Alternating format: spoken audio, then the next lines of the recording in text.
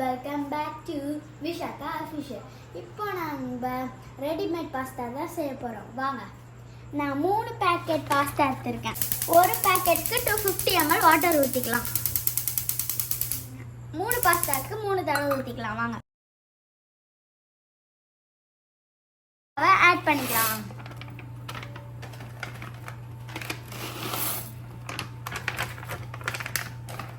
Pasta masala add பண்ணிக்கலாம்.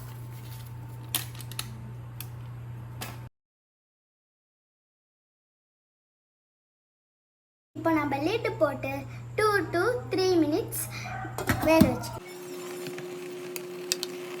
கொத்தமல்லி கொஞ்சம் போட்டுக்கலாம். அவர் பாஸ்தா இஸ் ரெடி. டேஸ்ட் பண்ணிடலாம்.